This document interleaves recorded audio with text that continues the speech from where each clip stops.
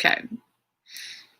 So listening to in my headphones during my break between part one and now to one of my favorite sound bath kind of mind melting experiences, an album called The Mind Disappears by Tom Lang. At some point I'll get organized well enough to put a link to it in my description. But delightful man that I happen to know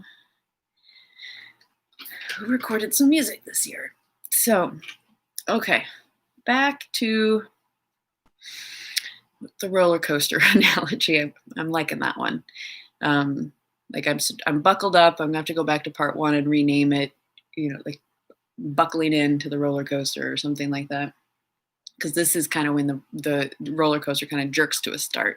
Like, there's a lot coming up and it's going to be exciting and there are going to be ups and downs, but you don't really know yet what it's going to be like. So that's where I'm sitting at this point. This image is from January 4th. And if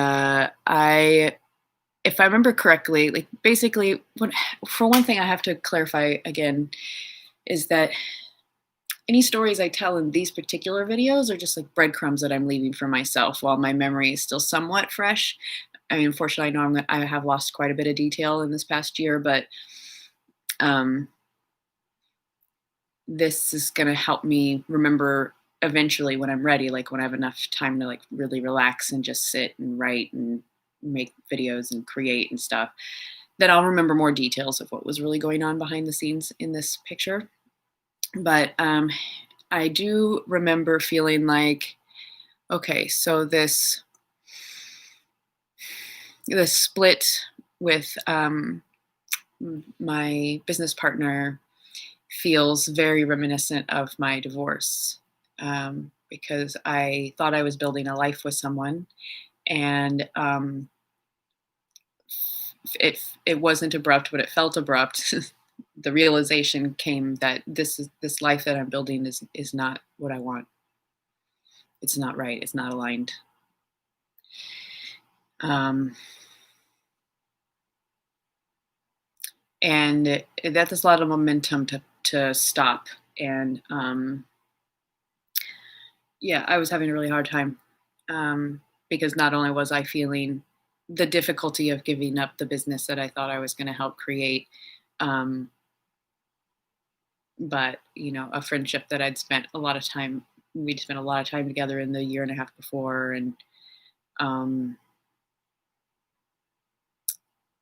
shifting gears, trying to figure out what am I going to do, and old feelings from my divorce came up really hardcore.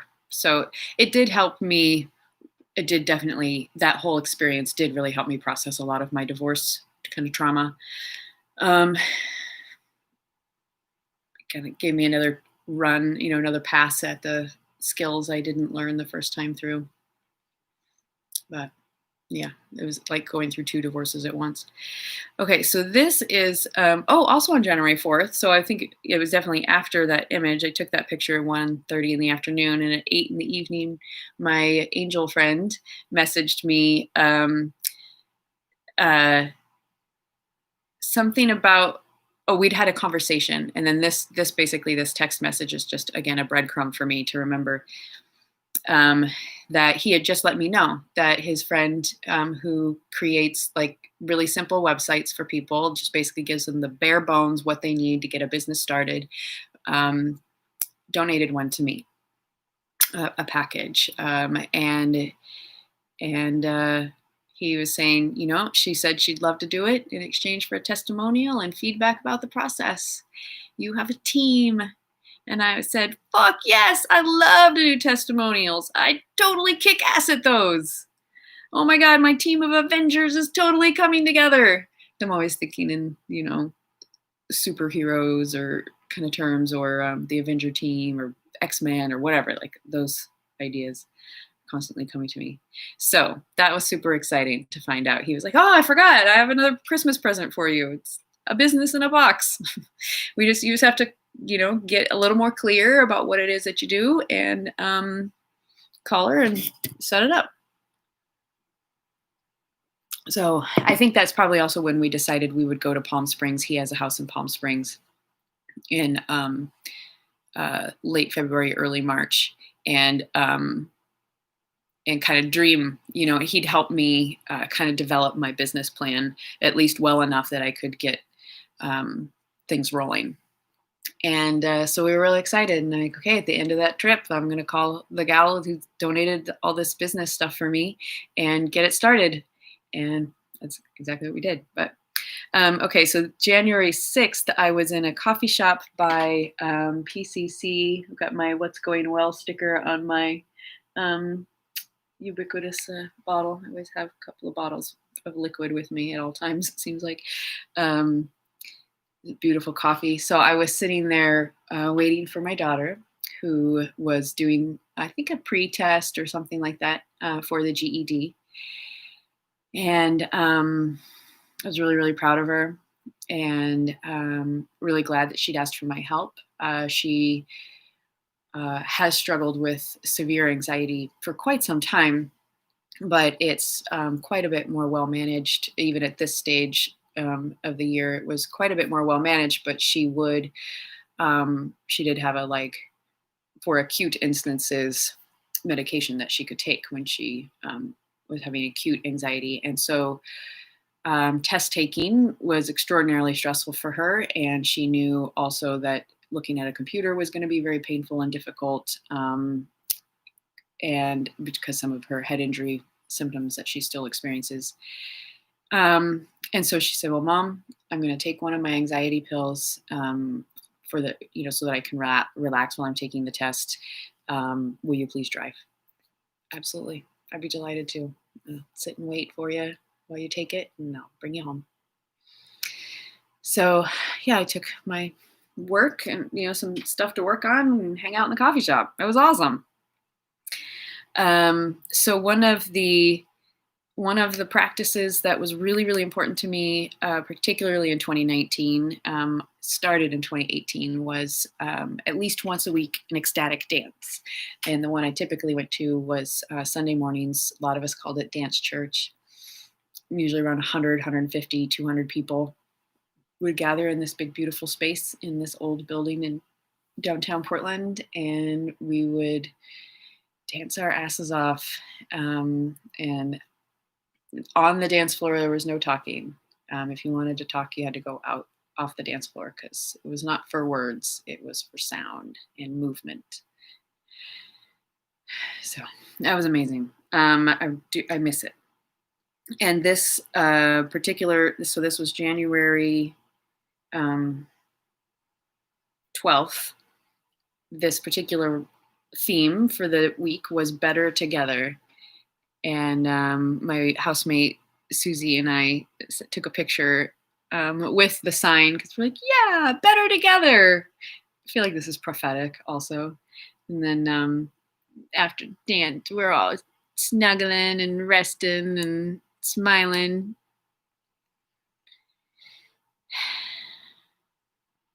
Yeah. I miss, there's several key people in this image that I really miss, and also just the experience of a post-dance cuddle puddle. It's awesome. So good. Oh, this was actually the one I was going to share, but I already did that one. It's so cute. We're so cute. So, all right. So, what else was kind of going on? Oh, was that weekend? I think so. Okay, so I'm going to back up. Yeah. Okay, so what I think happened, I don't have any, again, it's just a data thing. And I'm like, I'm getting the data wrong. I think it was actually like the day before this dance, my business partner and I did a ceremony with a friend of ours. And our friend who guided us through it, her name is Ayana. I really look forward to doing like a co-created video practitioner kind of thing, where she talks about the kind of work that she does, and I talk about the work that I do. We'll do that soon, hopefully. Anyway, Ayana guided us through this incredible, really beautiful ceremony of that was blended with like conscious loving practices from the Gay Hendricks work, and blended with shamanic practices, and blended with oh gosh, she just really has a lot in there. I can't remember what organization her training was specifically from, but it was something that I'd recognized the program. And we released, we did speak, but it was really guided. Like, she would give us a prompt, like, to one of the questions one of the things we had to say was, I remember, was like, in this relationship, what did not work for me was, or what I did that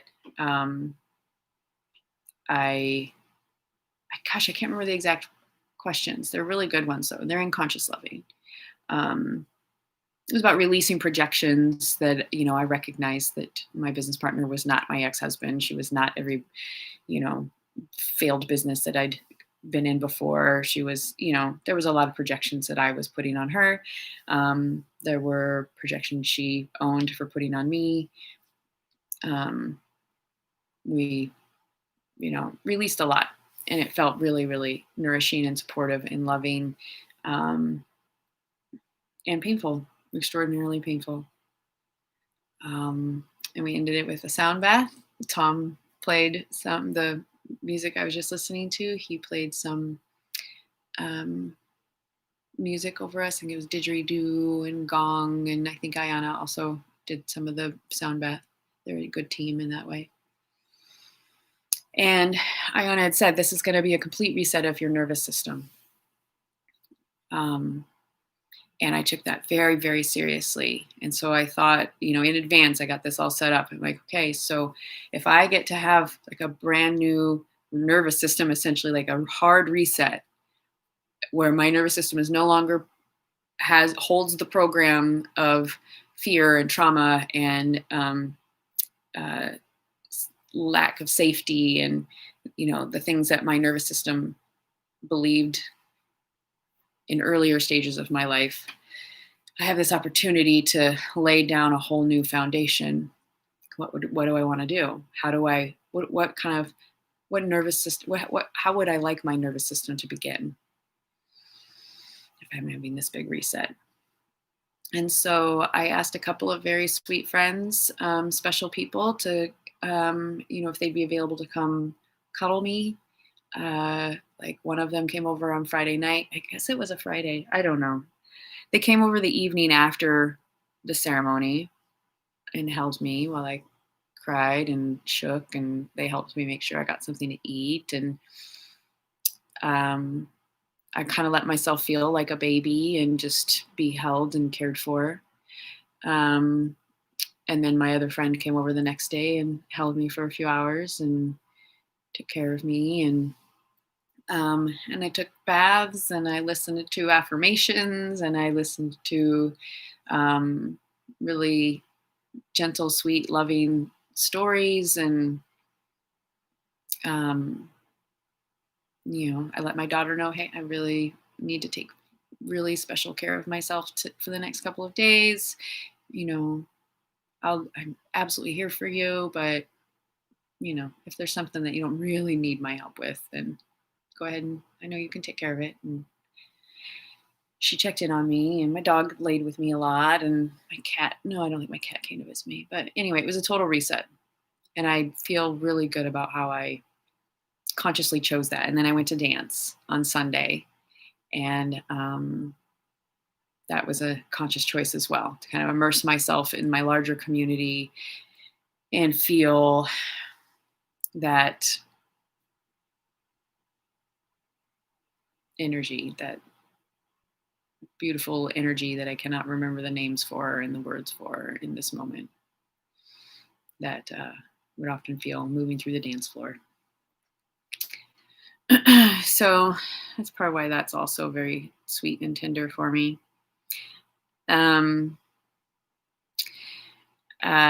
Also, that weekend, it must have been that weekend because this is dated 1/13.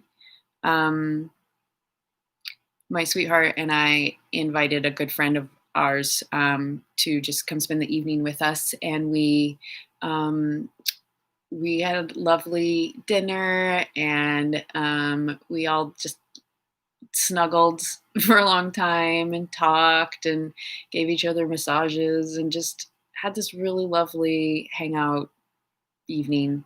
And she wrote a poem for us at one point when she was like, you guys just go over there and talk or snuggle or do whatever. I'd like to write some poetry. And I'm like, sure, great. You do that. And then she just wrote this lovely poem.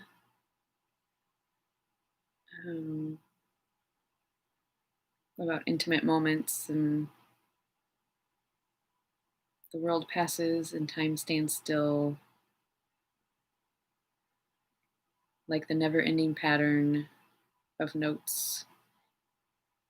I don't know, I can't quite read it right now, but it's beautiful. And my brother Kelly and I don't stay in as close a contact as I wish we did, but every once in a while we'll just send each other silly pictures. And so I sent him this one on January 14th, and then he sent me that one. So damn cute. He's so badass. Oh my God. He's had a really intense year also. And this is another member of my team. This is Aloha. She's looking like a big old ragamuffin. At this point, I'd already been thinking for quite a while that I needed to rehome her. I knew that I was not taking good enough care. I was not providing the care for her that she deserved. I wasn't able to get her groomed regularly because I just couldn't afford it. I wasn't bathing her often enough for me to want her in my bed. So she always was kind of dirty because I didn't wash her frequently enough. So then I wouldn't let her get in my bed. So then we weren't cuddling as much. So I knew she wasn't getting she wasn't getting the love and attention that she really deserves and wanted, and I wanted to give her. And she was very stressed out in our house all the time because my daughter, there was a back door and her room was in the basement, so her friends could just come in the back door and go straight downstairs, and so they never really came in the house. But every single time the door would open, she would get up, she would bark and freak out and get stressed, and so with that happening many times a day, she spent a great deal of time stressed out.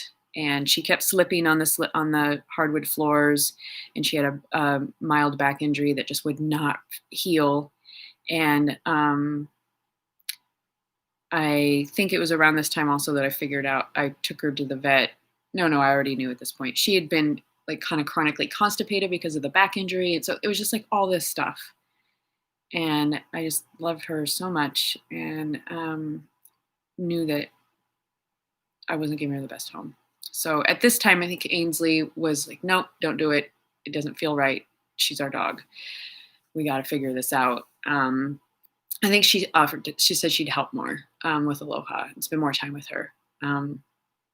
But she pretty quickly, she also realized she wasn't doing it either. So. Oh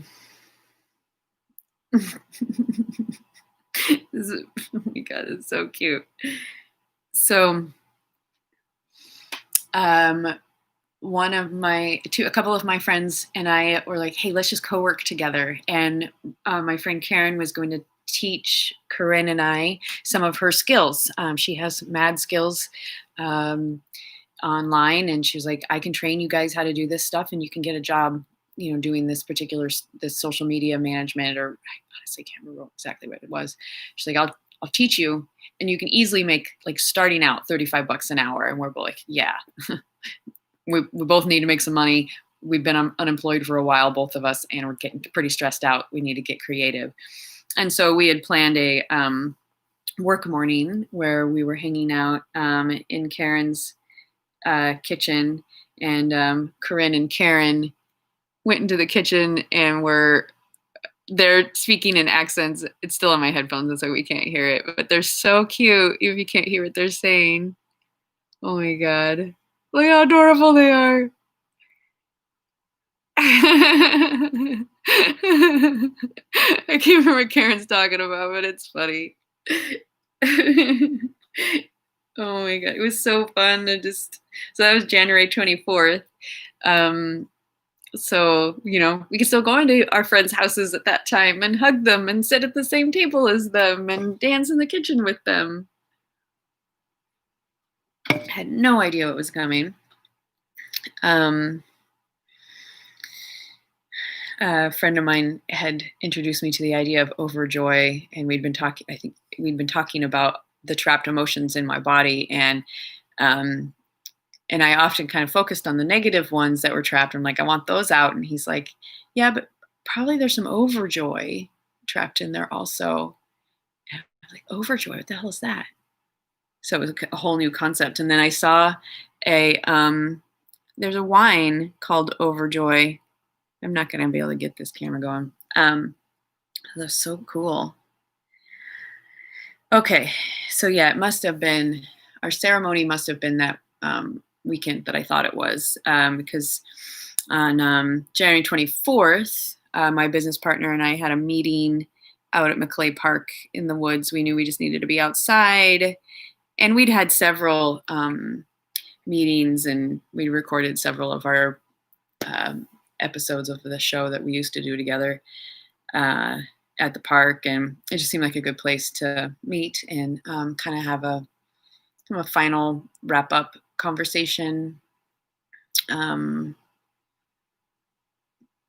just to kind of figure out, over the next couple of months going to be like with the business, what were the final steps that need to be taken to, remove my name from the legal stuff. And so, yeah.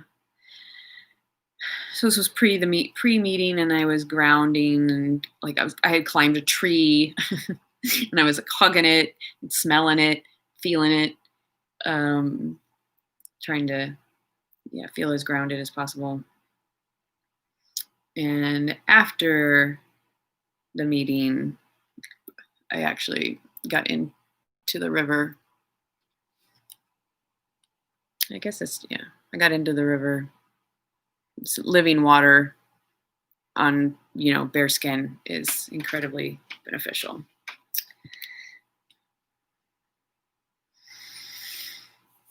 So another one of the amazing, incredible gifts that I received, one of the ones in January, was a friend of mine worked for Dr. Aziz, and they were doing a 3-day immersion, whatever they call it, to maximize your money and career confidence. And it was over 100 people in, a hotel, like a grand ballroom, and not a grand ballroom, just a small ballroom, and really, really amazing experience. Like it was definitely a transformational weekend for sure. And it, just like it says, it was all about maximizing money and career confidence. And I learned so much, and I got to meet so many really interesting people, and I got to practice some of what I was learning. I took a lot of notes. I need to go find those notes because there's some really great stuff in there. God, it was such a good weekend. And the friend who'd given me the ticket, he and I had been spending a lot of time together, and I knew that he had at least a romantic curiosity about me, and I'd been like, not particularly open to it, but seeing him in his work environment and in his really, because we always just hung out socially, I'd never really seen him at work or in his work mode, and I found it very, very exciting, very attractive. And part of the gift of that weekend was after, I don't know, a little while after this, we did start to explore what a romantic experience could be like between us. So it was all tied up. But that was a fucking great weekend. I learned so much. And one of the exercises we had to do was I texted my best friends, a couple of my best friends, my mom, a couple other people, and said, will you please answer these questions? What words would you use to describe me, good or bad? And what specific skills and attributes do I bring to the table? And my best friend Laura, she wrote, kind, loyal, persistent. Depends on which table. Totally love that. Another friend said, willing to know the truth even if it is painful, courageous, skills, positive attitude, which is a blessing and a curse. All right, thanks. My friend Piper, words to describe: energetic, innovative, creative, great sense of humor, inquisitive, centered, grounded, fun, and enlightened.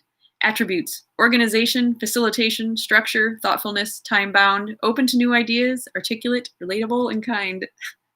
So sweet. Love it so much. Another said, present, real, intense, inclusive, open, vulnerable, sometimes self-limiting, enthusiastic, and active.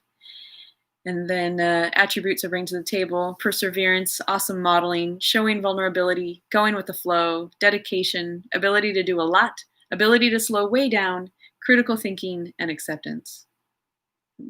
This is like reading affirmations that friends wrote for me. So one more. Oh, this is my brother. Empathetic, sensitive, open-minded, and self-aware are the words he'd use to describe me.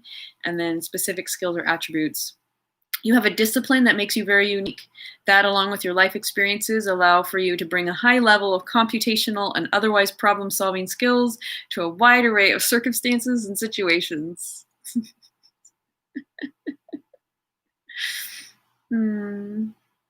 Yeah. I took a friend of mine and I went for a drive out to the gorge. It was like a gray day, but it felt really beautiful out, and we were just giggling and listening to music and sharing intimacies, and and she said, gosh, I thought I could only have this kind of experience with a romantic interest, but here we are, like, friends, and feels like we're on a date. It feels so sweet and special, and like, yeah, friends can, it doesn't, we can enjoy the same kind of things, but it doesn't have to be romantic. I don't know. It was lovely. It was so fun. And I used to babysit my niece and nephew a lot, and I haven't seen them much since the end of February. There's like a couple pictures that I have. Missing them.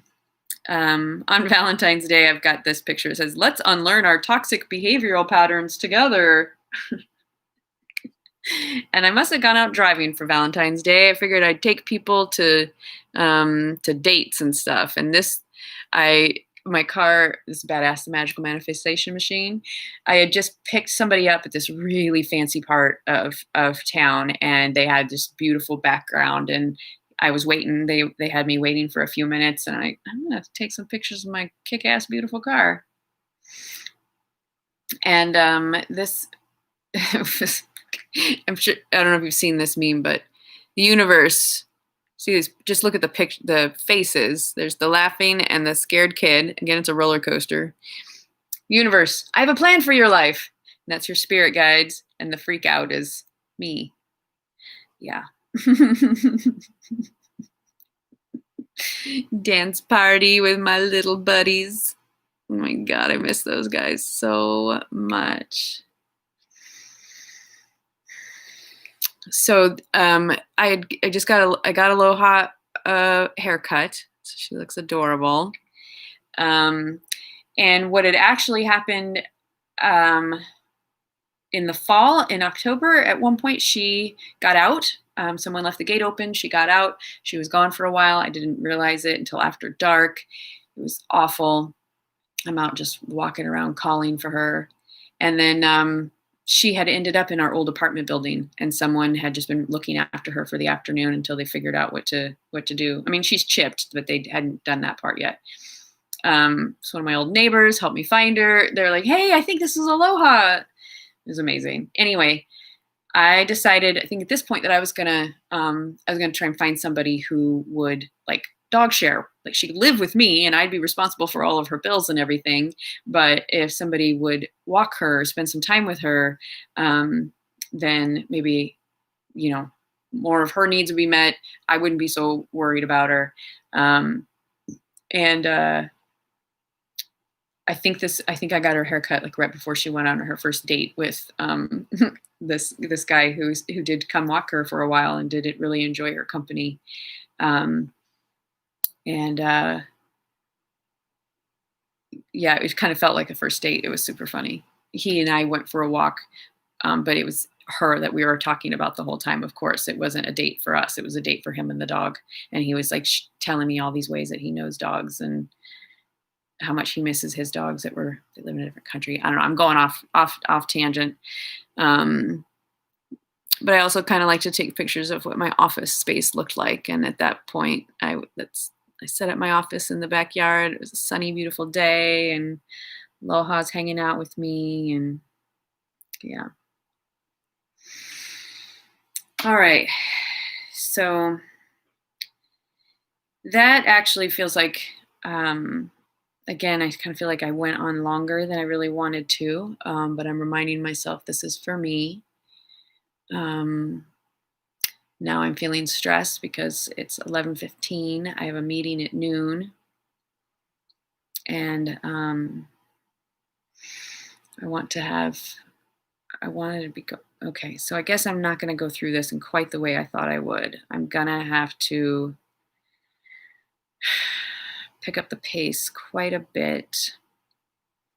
I guess I'll just have to I have to also keep reminding myself this is first draft. Like I will come back and tell more stories. That's part of the whole thing. And really all I want to do is an overview right now. And I have gone too deeply into the stories already.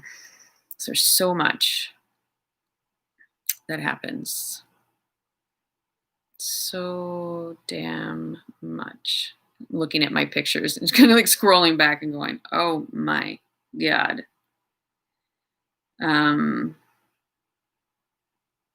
Yeah, I was really struggling at this point at the end of February with giving up, with, leaving my company, the company I had co-found was working in. And so I have a bunch of pictures of like content that I had written for them that I was kind of trying to remember. And it's also some really good writing, and I wanted to make sure I didn't lose it forever in case I wanted to edit any of it and use it. And I knew I was going to be creating my website. And so I was like, okay, this is all the pages of my website from my other business. And I was preparing for my trip to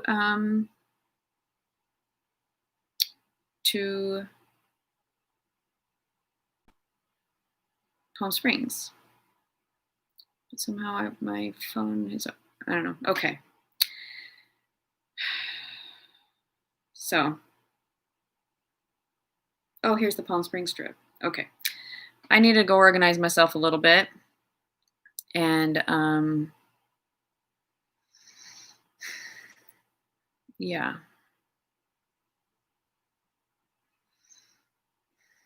My God, so gorgeous. March 1st, 2020.